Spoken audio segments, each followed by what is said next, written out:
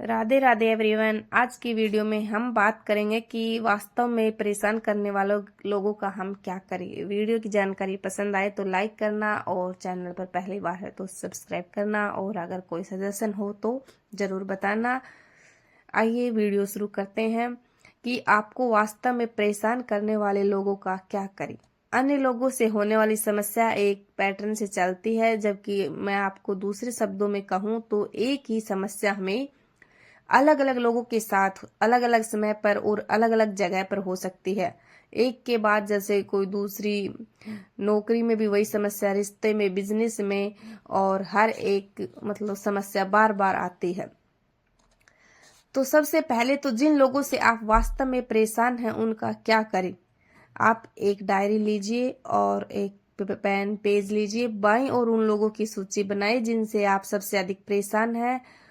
लोगों के प्रकार दोनों ओर लिखें, जितने अधिक नाम लिख सकते हैं लिखें, और दोस्त परिवार के सदस्य कोई भी हो, और चाहे फिर वो आपके ऑफिस के लोग हो या फिर कोई भी एक्टिविटीज के माध्यम से आप जिन लोगों को जानते हो उनके बारे में आप क्या सोचते हैं।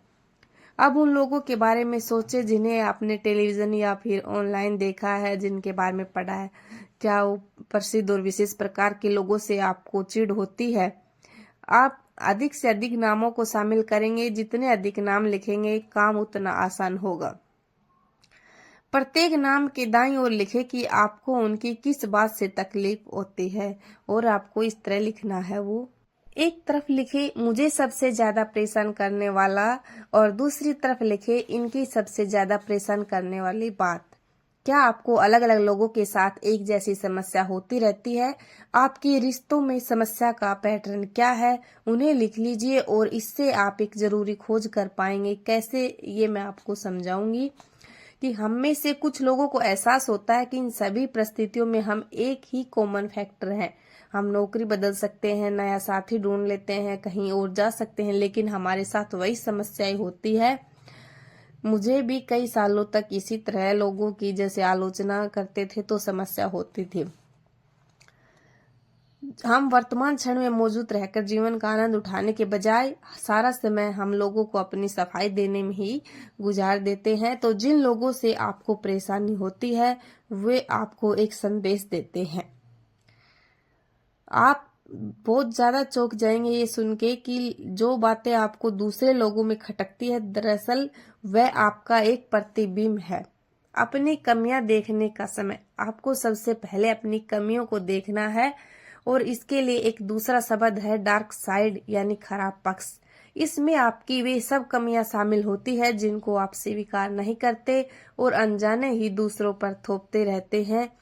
इस बीच आपको दूसरे लोगों के साथ ही समस्याएं बार बार होने लगती है।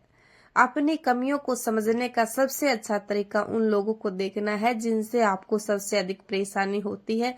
इसलिए ये एक आखिरी एक्सरसाइज देखें। लोगों के बारे में जो बात आपको गुस्सा दिलाती है वह वही है जिसे आपने अपने अंदर दबा कर रखा है और लोगों पर थोप रहे हैं। जो कुछ भी हो, आप तब तक दूसरों में कमियां देखते रहेंगे जब तक आप यह स्वीकार नहीं कर लेंगे कि कमी तो आप में ही है।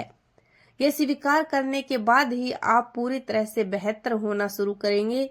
और आलोचना करने वाले दोस्त और चाहे रिश्तेदार हो, परेशानी का कारण पता करने के लिए काफी थे।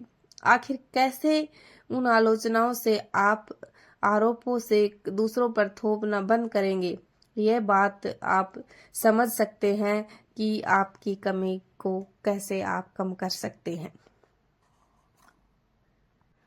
क्या हो कि आपको जो परेशान करते हैं वो लोग कुछ ऐसा करता हो कि अपने अंदर झांकने और अपने उन पहलुओं का सामना करने के लिए साहस की जरूरत होती है जिन्हें हमने दबा दिया है, नकार दिया है, या जिन पर ध्यान नहीं दिया गया। ऐसा करते ही हम उन्हें अपना सकते हैं और फिर हम बेहतर महसूस करने लगते हैं। अपनी कमियों से एकाकार होकर आपको अच्छा महसूस होगा। और आपको इस तरह से अपनी कमियां लिखनी है कि लोग बहुत असभ्य।